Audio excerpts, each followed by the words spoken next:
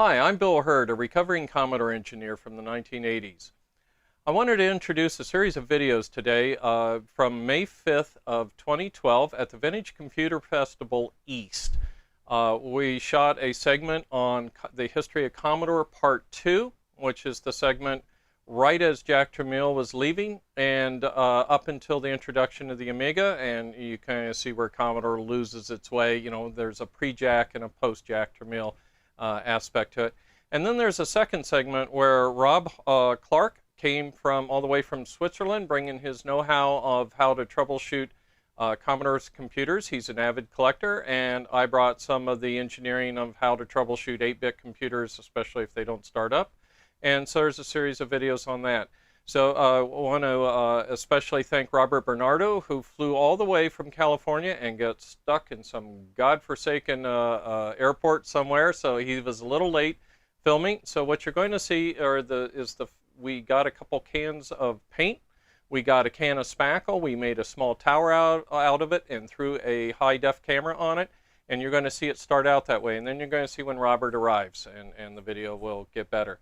So I wanted to thank the people from VCF and March, especially Evan Koblentz. Oh shoot, knew I'd screw it up. Evan Koblentz, who was very tolerant of us, and he was the one that invited us to come do these set of talks.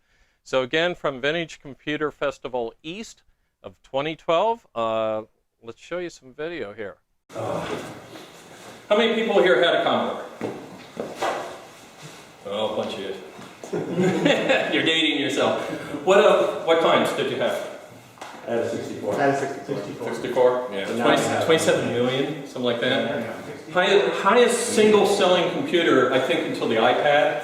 That's my estimate. They sold 27 million iPads already. Goodness me. They sold like 90. So it's Apple I, in case anybody didn't know the wars, and I finally broke down and bought an Apple myself. So. Oh, and it was a bad day. I was like, make him work for his t-shirt. Yeah. All right, for anybody that doesn't know, I'm Bil Herd, and I worked at Commodore back in, 83 to 86. I was a young, long-haired kid, dropped out of high school.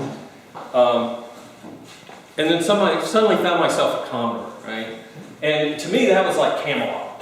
It's like, look, they have chips here. Look, there goes a wafer, you know? And at one point, I'm like, there's a unicorn. And they're like, yeah, Chuck Peddle left that here, you know? And it was everything a kid could want. And during the interview, I didn't know about Commodore much myself when I first got there. I was saving my money for an Atari 400. And I had actually spent like $100 on a tube of 64 KB rigs. I mean, you know, so I was like really, you know, trying to. And when I was there, I saw somebody up arrowed and hit enter on the screen. And my eyes got wide because I knew now it's a screen editor. I had never seen a screen editor. And I took Commodore's, I knew all about them suddenly, just by that one thing. When you see the graphics in a screen editor, it's like, I know you guys.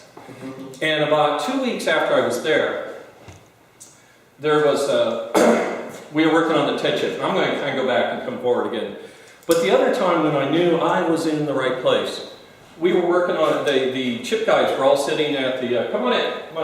We started early. I can't help it talk. There's t-shirts afterwards. But the TED chip, you know, otherwise known as the +4 and the C16 and those computers, we called it TED. It meant text display. And this was Jack Tramiel's answer to, come on in.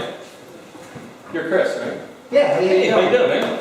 There's a chair there. Oh, there's more people coming. Okay, so I'll stop and fill time then. We'll go back to handing out t-shirts. Yeah, I'm open. What size? Large.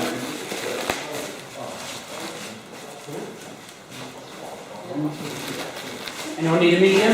Medium. There's chairs outside there. Real large. Bill, there's Medium. Any more medium? We got, Brian. Yep. There are other chairs in that room there.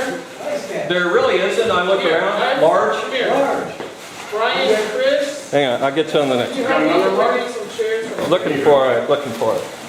Another large? Extra large, extra large. Oh, sorry, sir. This would be like one of those things where all we do is give away stuff the whole time, and then I'll say, thanks for coming. Yeah, that was the best one. Or is everyone good now? That was the cool thing about that whole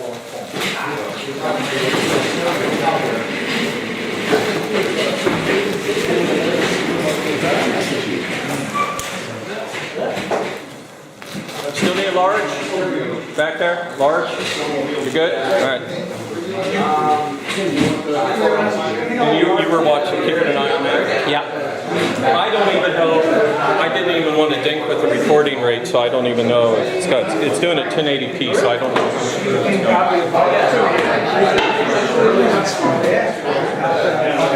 Basically, Bill. Oh, would you? Yeah, my guy didn't show up, and so we're kind of winging it. Hey, what size shirt you wear, man? What size shirt you wear? Extra large? There you go. Cool. You have an XL in there any place? We may well Maybe do. even a 2XL? I think Bill only got as far as XLs.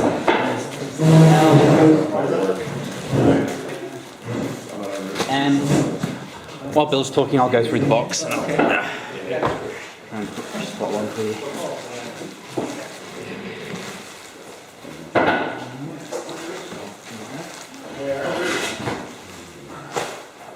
By the way, Crisco is for 13 pounds. It does look good.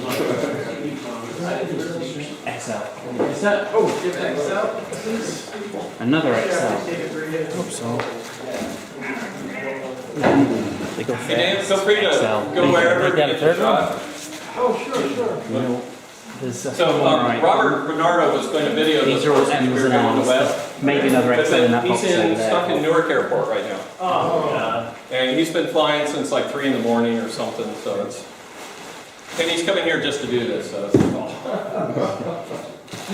There's like these telescope tripods. I saw him, I was told to stay out of that room, I thought about like... I'm going to the Are you? I have a shoe mount on this, if there's a shoe. See, well, you see how honest I was? Yeah.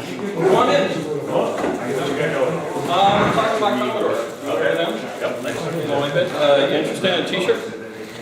What size you wear? Oh, extra large. damn, we've got 2 in the waiting list, right? There's no XLs in there, Bill. I've been Oh, through really? those. I tried to get a bunch. Are there I'm just going through trying to spot one person ahead of you in the XL queue. How about a large? Yeah. Large day? Actually, yeah, that'll be fine. You can wear it around George? the house when you're painting. Just tell everybody this. Sorry, sir. Oh, actually, you're supposed to go to Facebook then and like c128.com or sign up. Let me go over here. So I'm off camera duty now, right? This is. No, you're still on. I'm still You okay. got that close-up shot. You don't get off that easy. Yeah. In return, I'll make sure your video looks good. Excellent. Well, in that case, just stop focusing on my stomach then, and we'll be all right. Oh, no matter what you do, it'll look. I'll turn sideways and it'll be like that, you know, on the way. You hope like your old girlfriend doesn't see it. So let me start again. Earlier, I actually asked if anybody even remembered Commodore, and you know, I find myself these days. It used to be you could go, hey, you know, Commodore, and everybody go, yeah, I did this or that. Nowadays, then I went through a phase that says, do you remember Commodore? And now, if anything I say at all, I say, do your parents remember Commodore? and they might, I'm like, well, do you remember like a computer never, doesn't work, sitting off on the shelf? That's a Commodore, right? So, but no, my name's Bil Herd, and I had the honor of working at Commodore from about 83 to 86. And what we were just saying earlier is what Commodore did was move from the West Coast to the East Coast because Jack Tramiel figured out it was cheaper to hire engineers. So otherwise, I'd have never gotten near Commodore, never probably heard of them until like the computers came out. But they ended up in Westchester, and I ended up in a situation where I was either going to punch my boss or go look for a new job. So a friend of mine named Hedley Davis, who eventually joined Commodore, and he went on and he did like, he's worked on the Xbox and some other things. He said, hey, you interested in a job? There's this place called Commodore Hiring. And so I went that night or the next night and talked with him.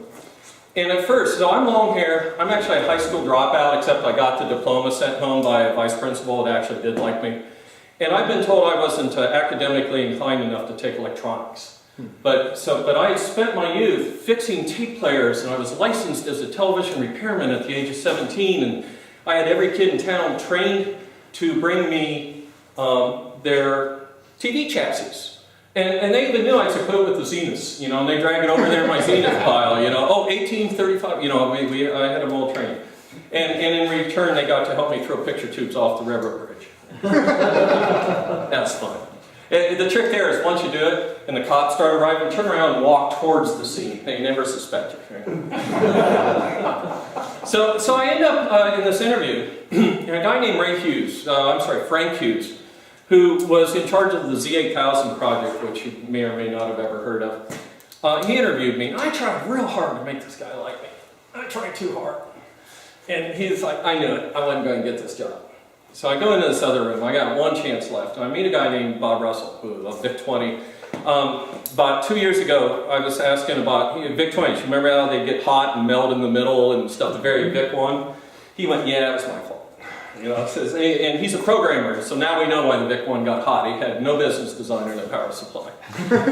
So Bob was there, and I'm like, I'm almost resigned. They're not calling a kid like me in. And Bob said, well, you might have a Lodex Immediate 05, and under my breath I'm going, 8502. And he looks at me and he puts out JSR, and I'm like, 230. You know, I'm muttering the opcodes under my breath, because I know I'm cold. Because when you haven't been to college, your head isn't full of useful stuff, so you must learn everything you can about a microprocessor. And he just said, well, I think we'll have you swing by to do something. I didn't know he was asking me to the plant for my second interview, but I knew I was going back, so I thought, well, this is pretty cool. Well, I show up at what turns out to be the MOS building in King of Prussia, and my first bad impression there was I jumped in Schraz's chair. You know, I go in, oh, Schraz will be with you in a moment, head of all the hardware department. He comes in, I'm in his chair, and he has to say, excuse me, you're in my chair. And I'm like, I'm used to the chair pointing there. And then he says, where's your resume? I didn't bring it. I thought I was just Bob inviting me over for sandwiches or something. And he looked at me, and I could tell I wasn't getting this job. And Frank Hughes, who now likes me, said, I have his resume. So he runs down and he brings it back. And during that interview, I was explaining, so I did digital scales. So I was supposed to know everything about digital scales. So I was explaining vibrating wire scales, had a reference, and I said a reference weight so that the weight is equal, and even on the moon it would. And Schraz looked at me and said, it's mass, not weight. Well, if you want to get hired, let the guy correct you, right? And that was it. I got hired. He just, well, I didn't know till I read Brian Bagnall's book that they didn't know what to do with me. And in there it said I was hired as a technician. I didn't care. I was just point me somewhere. And the part we had just been talking about when everybody came in was, so here I'm roaming the halls at MOS, and my head's on the swivel. I'm like, oh my God, there goes a chip wafer, right? You know, I mean, I've heard about chips. You'd heard about, you read EDA magazine. And I mean, like, there's a unicorn crafted in the corner, and they're like, oh, that's Chuck Peddle's unicorn, he left it here. You know, so it was just like everything that you'd want to, you know, as a kid, to expand your, you know, my God, we sold everywhere. We didn't just, like, do something and 3 people saw it. So about 2 weeks in, I got my second indication I was really at the right place. And they were working on the TED chip. TED was the C16 and the +4 and, you know, all of those things. Well, internally we called it TED. It meant text display. Now I'm going to talk about how we got there. That was Jack Tramiel's last computer he did for Commodore. So I'm from the group that knew what it was like to work for Jack Tramiel, but then saw, you know what it's like not to have Jack there and watch Commodore just basically jump the tracks and go off the edge. So we didn't have design rule checks. I hope you guys like chip stories. I love chip stories. We didn't have design rule checks. These guys drew transistors by making a gate overlap, a metal gate overlap a channel in diffusion. hook up some depletion, put a pre-ohmic they drew that. The people who did it dreamed of polygons in their sleep, you know, because they sit there all day and doing it. I'm like, do you ever get like a Mobius strip, you know, in your sleep? And they're like, yeah. I said, yeah, I've been in an endless loop, you know, in my sleep, JSR star, right? and so they didn't have these design rule checks. They didn't have an electrical rule check that said it matches the schematic. So it was all hand check. Come on in, come on in. We're just talking about old Commodore stuff. But they had a design rule check that said if the address line gets too close to the other address line in metal, picture the layers of a chip, if it gets too close, you know, design rule error. If it crosses right over, that's fine. It's a nice clean short. So on the very first rev of the TED chip, A10, A9, A8, 7, 10, and then 10 cut across the corner like this. Well, all of them, so it was a short across like 4 address lines. Bottom line is you couldn't write to the chip. But they weren't going to spin the chip, do another rev of it, without having tested anything, right? Because it costs about $250,000 back then to do a rev. So what they did was, I'm in the chip lab, and I hear the guy go, turn on the light. All right, we're in NTSA mode, turn off the light. I'm like, did you just use the microscope light? Come on in. Did you just use the microscope light to flood the cell with photons and knock it in NTSC mode and then turn it off so you can take measurements? The guy goes, yeah. I'm here like that. I'm in the right place. So let me back up and talk about where Commodore went. And what we were doing, we actually had some strategy when I was there. That strategy was called Jack Tramiel. And, you know, you've heard all the rumors, and you know what, Jack is one of those people to me that was bigger than life. I was very sad to hear of his passing, and I actually sat my son down and told him about Jack's life, and the fact that where he came from, and he was an Auschwitz survivor, and that's how I recognized Jack Tramiel the first time I saw him. He was ahead of me in the lunch line, and I'm starting to think there's the boss, and I saw his tattoo. I knew it was him. And so I sat my son down and I said, you know, you can be anything you want to be. Look what this man did. And it turns out that, come on in. I set up the projector, but I guess you don't need it. We're going to. We do need it. We really appreciate setting that up. We walked in, we were very happy. That's for we need it for the next session. Okay.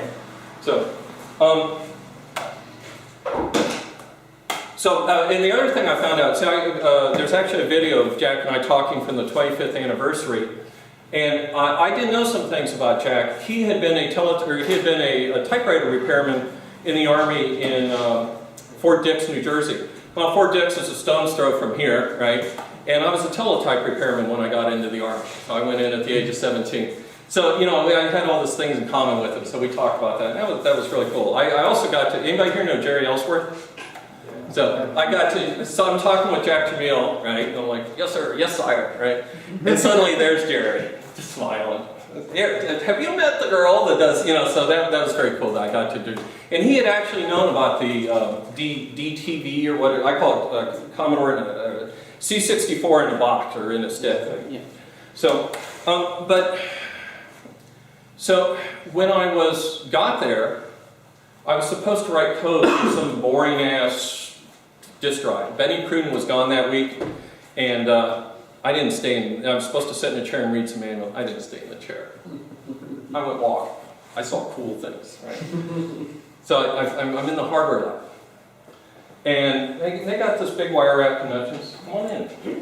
Kind of out of chairs. You may have to be at the back there. But we used to wire wrap everything. You know those little plug-in boards with the pins and stuff? We don't really use those. We used to wire wrap everything. Come on in. Sorry. Oh, not a problem. No problem. So I'm looking at this monstrosity of the hardware lab. I'm going, wow, are you doing that bus sharing thing where first the processor's on and then the video chip's on, but you have to get off to do the video refreshes? And the guy just looked at me and went, mm-hmm. I'm like, wow, how'd you manage the timing of when you need to? Well, that's a problem. Oh, wow, but I got one at home and it's, you know, I wire wrapped one of these myself, right? Now, I didn't know anything about the C64 architecture, which this was. But my name must have gotten around because I got called. Turns out this guy had quit. He was gone in a week. And so when they said, well, who should replace you? I was going to be the third engineer on TED because nobody wanted to work on it. I said, that kid with the hair, that long hair kid. Right? So Shiraz Shivji calls me in the office. And he pulled out, this isn't it, but he pulled out a Timex Spectrum. The ZX81 as it was in Europe. The It was the color version of this little The piece. Spectrum was the one that came after, yeah. Right, That it was one. color. It had chiclet keyboards, right? And he pulled it out of his big horizontal file, I remember it very clearly, and said, this is, Jack wants to do this. And he was holding up the Sinclair. And it made sense, right? Because what came of that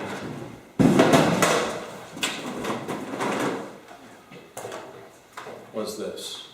Does that look like a Commodore 64? No, right?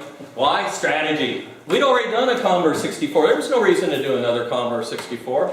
This was supposed to be a $49 business machine. Rob gave this to me. I actually lost mine. I only had the top. And I wanted it to me, it's actually a work of art on the inside. Well, it makes me shudder the way you pulled it apart. You guys don't want to see us old Commodore people what we do to the crap that's left in our basements. I bent pins, I just throw pins bent and stuff, right? Anybody cringe? Yeah. It's kind of like we were there, we did it, it's just junk. Jeff Porter, we're going to talk about the LCD machine, but Jeff Porter still has his, and Zach Weddington from Viva Amiga saw it, and the batteries are leaking. Like 9 years ago they started leaking, and they're all over this priceless LCD, and Jeff just turns it on, wipes the crud off, and I mean, that's mine, you know, you're going to see mine's in worse shape. But that's us, I mean, we just did stuff like that. So, but this was supposed to cost $49, and it was a new market. It was the business market. Really? Well, something new, right? $49, and it was chiclet because they were chiclet. You know, and we knew we were going to do somewhere else. So it was intended not to fight with the Commodore 64. All of the complaints that I hear are, it's not a 64. Where are the sprites? Where are the sound? Well, go get a 64. They're cheap, right? Now this is cheaper. This is $49. And Jack wanted a new market. Specifically, Jack didn't want these people in this market. He thought of business as war. And you might not, you want to deny your opponent the high ground, the mid ground, anything. You don't want, if there's $1 billion to be made by doing this, he wants to make that $1 billion. That's the way I looked at it. I'm paraphrasing. I certainly don't know what's in Mr. Tramiel's head. But that's had to be something similar to us. So we did this. And this was designed by the chip guys because there's a chip called TED, and our first 48 pin, is that 48 pin? Yeah.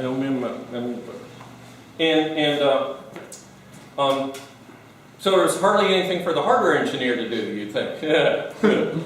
Chip guys they're not hardware engineers, right? And what was cool is we got to prove it. So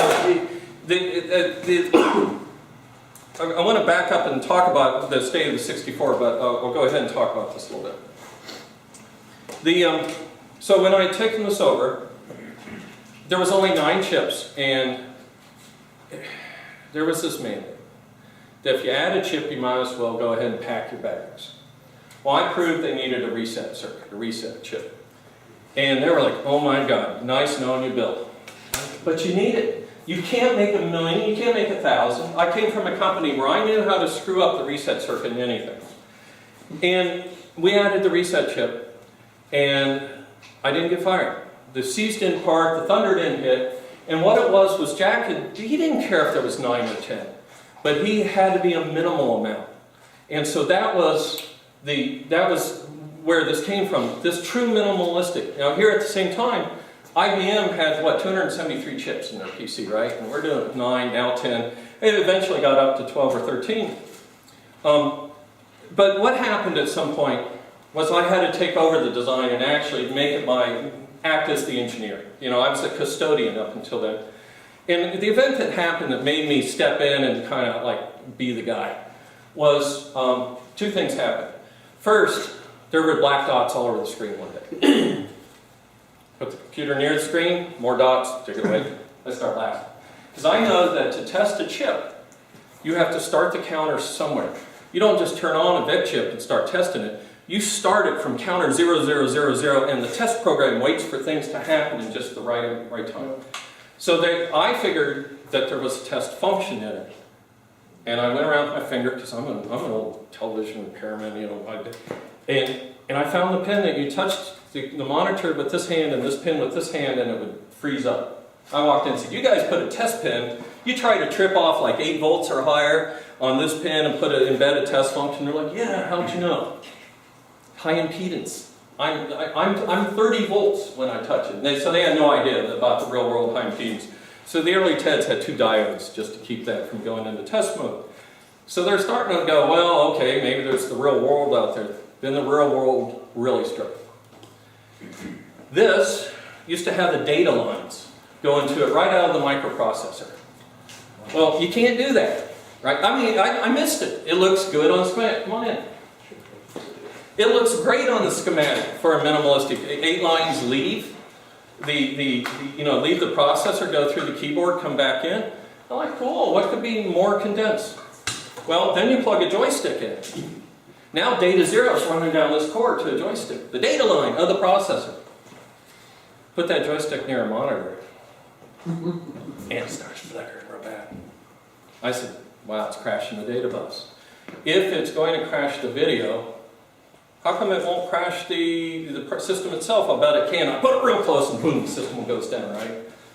So I'm sitting there looking at the schematic. Everybody's concerned. My boss is standing there, and I start laughing because I see the data lines now. Now, I've been carrying the schematic around with me. There's no excuse, right? Spinning my arms rolled up like North. And I start laughing. I said, data lines going through it. He wasn't amused, my boss. I got threatened with my job twice when I was there by him. This is number 1. And he said, fix it. Yeah, I ignored it because I'm in the zone. I'm thinking. And he's like, "Do you hear me?" I said, "Fix it." So I knew that I needed to buffer the lines, but we have a thing at Commodore, and that is we don't want to be beholden to anybody for the parts we need. We make our own parts. Anybody ever hear the Atari ROM story about ROMs for the old Atari Palm game and stuff? Guess where they got the ROMs from? MOS. Guess who owned MOS? Commodore. Guess who screwed them one Christmas? Commodore. We screwed them good. Oh, they're coming, they're coming. No, yeah, you don't have to go anywhere else. They're coming. You ain't getting them. Business is war. You ain't getting the ROMs. That's a true story. I'll tell you when it's urban legend. I'll tell you when it's a true story. I'll tell you when I'm making it up, which is most of the time. So I picked a chip that we did make called the 8529. Sent down to the basement for it, stuck it in. What I liked about it, it's soft, right? Because if you push a bunch of keys together, nobody says you can't, right? That's the other thing. Chip designers would go, well, you're only supposed to press 1 or 2 keys. No, you can press them all. See? So that chip won't short out when you do that. It's soft. It doesn't radiate like the FCC. This thing would be a radar beacon if I'd had the data lines. So my boss comes walking 2 hours later. I'm playing Wizard of War. And he's like, I thought I told you to fix it. I didn't answer him now. I point. He gets mad. I point again. He still doesn't get it. Finally, with an eye roll, right? We did that back then. I show him that I'd had a 25-foot cord put on the extension on the joystick. I had taken the case off the monitor, and I had wrapped the cord around that big scary yoke on the monitor right in the high voltage section, and could still play Wizard of War. In other words, I fixed it. But I wasn't going to, I made him work for it, you know, it's like, and so that was when I took over, and I said, okay, we gotta make this, so you can make thousands, millions, you know. So that's kind of when we went from 8 chips to, to the number here. So let me tell you a little bit about, so when I got to Commodore, do you guys follow revs and bit chips? Do you know what a Rev 7 is or a Rev 5? Do you remember the early Commodore 64? It's just to sparkle real bad. Yeah. Mm-hmm. Yeah. You remember when it sparkled real bad? That's probably the same thing. That chip over here, that chip didn't work. The VIC chip doesn't work. The DRAM timings don't work. They sure get close. close enough to sell you a computer, especially before Christmas. And Commodore was known for, the engineers actually were not allowed down in production. The guards would come take us away and you put us back. We weren't allowed to see what they were doing. And it's because some of the things they would do is there'd be a skid marked bad. And then later the skid would be gone. We shipped it. We lost the sign. Because if we got it to you in Christmas, under your Christmas